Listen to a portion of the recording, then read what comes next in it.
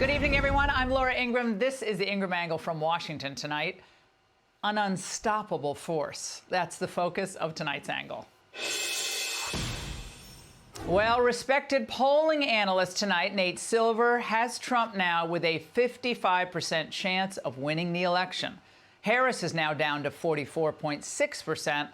I want to be clear, this is still anyone's race, but if the Trump momentum holds and he wins the presidency a week from tomorrow, there are 4 events that I believe will be remembered as pivotal. First, the VP debate, where Vance trounced Walz. You yourself just said Iran is as close to a nuclear weapon today as they have ever been. And Governor Walz, you blame Donald Trump. Who has been the vice president for the last 3.5 years? And the answer is your running mate, not mine. Second, Trump's return to Butler. A very big thank you to Pennsylvania. We love Pennsylvania. And as I was saying,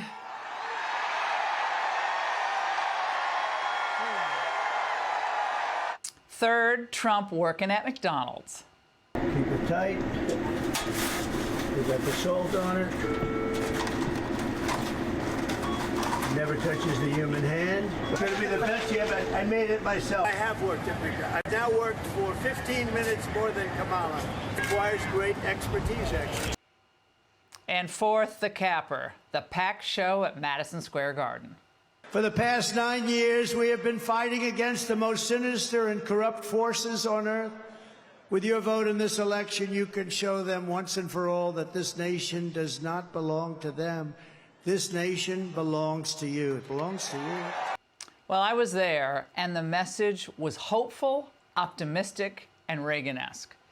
Thousands and thousands waited in line for 12 hours to get in. The crowd was patriotic, it was happy, diverse, young, old, independents, Republicans, of course, different races and ethnicities. They shared a faith that Donald Trump can deliver on bringing a new golden age to the country they all love.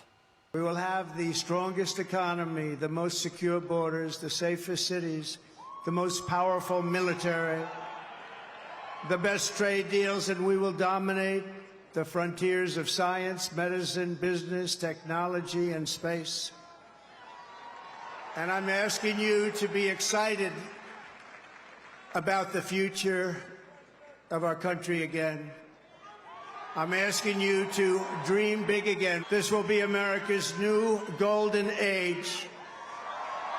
I love that line, the new golden age. Yes, we need that in America. Now, I've been covering these types of rallies since 2015, and the coalition has grown. The people that the MAGA movement gained along the way, these are significant people, and it tells us a lot about why this matters, why it's working. RFK Jr., Tulsi Gabbard, Elon Musk, Vivek Ramaswamy, and countless regular folks who've given Trump's pragmatic populism another look. Because they all came to see what we've known for years, that the old Washington establishment has failed us in every way. It's failed us at home, it's failed us abroad, in politics, and the culture. But voters are recognizing that just because they failed, it doesn't mean America has to fail, because America can be renewed. We're for everyone if you're an American. We're building the biggest, broadest, most diverse coalition in American history, including union workers and Border Patrol agents. We're seeing historic levels of support among our Black population, Hispanic population, and our Asian population. Jews and Muslims and Catholics and evangelicals and Mormons, and they're all joining our cause in large numbers, larger than anyone has ever seen in this country before. And the Republican Party has really become the party of inclusion. The party of inclusion. Take their language, recapture it as your own, because that's the truth. They're exclusionary, they're intolerant. We want everyone to be better, stronger, more prosperous, and safer. It doesn't matter where you came from, doesn't matter what, color your skin is. That's what we believe. So the atmosphere in that arena was electric. It was on fire, and it was overwhelmingly optimistic. I kept thinking as I was watching, what other politician in America could gather such a crowd? Madison Square Garden was packed. People waited hours to get in. They sat through hour after hour of this rally. They were fervent in their devotion to all things Trump.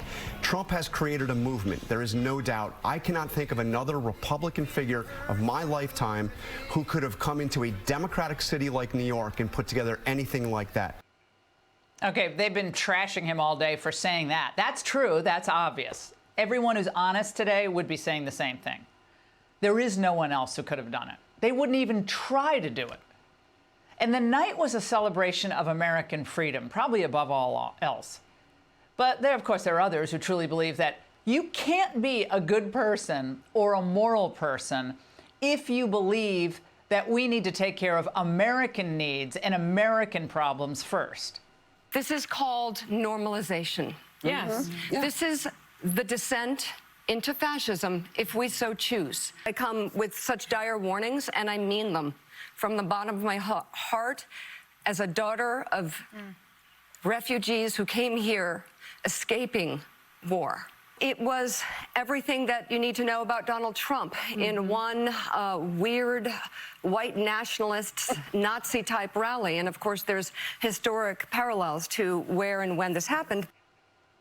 I love the Nazi stuff. I mean, there's so many Jewish Americans there, Jewish flags there, there were Muslims there. I don't know what she's watching, or was she watching?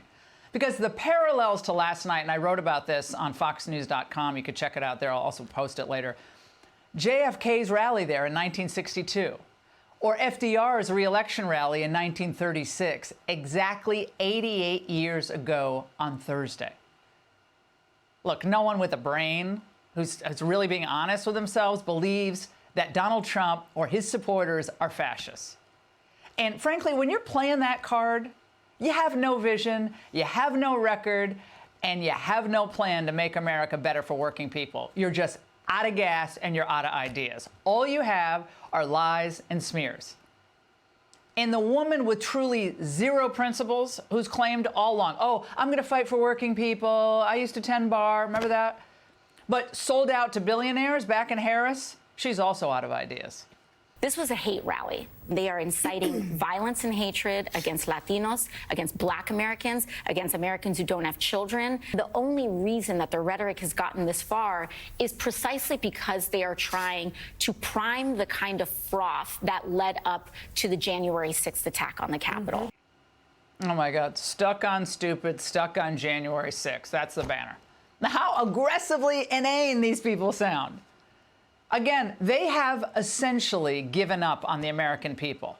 They've given up on our ideals and much of our tradition. They think it's wicked and evil. But Trump has not. He believes we should dream big. You deserve to dream big. You work hard. You want your kids to do well. And this is, of course, a quintessentially American impulse. It's also classic New York. No city embodies the spirit, energy, and potential of the American people more than where we are gathered tonight. We want to win our country, but we also want to win New York and make it safe and strong and beautiful and affordable and vibrant again. I love that. Put that on a hat. Make New York vibrant again. How about not smell like pot either? Trump is just unabashedly pro-American. It's infectious. And his supporters are pro-American, too. And this drives the Democrats absolutely insane. Remember, these same people are triggered by too much flag flying. You know, after years of running our country into the ground, their only response to being called out for their lazy leadership, their lousy record, is Nazis and fascists. That's all they got. What pathetic and sad people they are. Now, remember, there is one supremely powerful dictatorship in the world today that really threatens us, and it's a CCP. So who do you think China hopes wins next week? Not Trump, because he kept them back on their heels, and they didn't like that at all. But they'd love a bumbler like Kamala in, and her new warmonger pal, Liz Cheney, because perpetual war means a weaker America, guaranteed. That's good for dictatorships. And I think more than anything, when I looked around that arena last night and talked to the people there, the firefighters and the police and just regular people from Connecticut or New Jersey, New York, some people came from further away, some from Manhattan, I think Americans just want a return to common sense. They want logic. They want clear solutions to obvious problems like we're out of money, we're $35 trillion in debt. The government, has to be reined in. All government spending is taxation. So whether it's direct taxation or all government spending, it either becomes inflation or it's direct taxation. Your money is being wasted, and the Department of Government Efficiency is going to fix that. We're going to get the government off your back and out of your pocketbook. Music to the ears of millions of Americans. A Department of Government Efficiency? Oh, I love it. Now, if families have to live on a budget, why doesn't the government have to live on a budget? It kind of makes sense when you think about it. But compare the big thinking of Trump, Vance, and people like Musk to the small thinking of the man who ushered in near record inflation and a migrant invasion. Mr. President, can you come here and comment on former President Trump's rally yesterday? It's simply embarrassing. It's beneath any president, but that's what we're getting used to. That's why this election is so important. Most of presidential scholars I've spoken to talk about the single most consequential thing about a president's character. Character. And he puts that in question every time he opens his mouth. Oh, right, because Biden is a good one to talk about character. A man who helped his son make millions off his position and influence from a communist regime. And a president whose open borders resulted in needless American death and suffering. Forget that hundreds of billions of dollars were out because of it. On November 5th, 8 days from right now, this long campaign will finally end. So each of us must choose whether to join the hopeful and the optimistic movement that rallied in New York last night, or whether to support the cynics and the liars who've given up on this country. If we make the right choice, we can save America. And that's The Angle. Hey, Sean Hannity here. Hey, click here to subscribe to Fox News YouTube page and catch our hottest interviews and most compelling analysis. You will not get it anywhere else.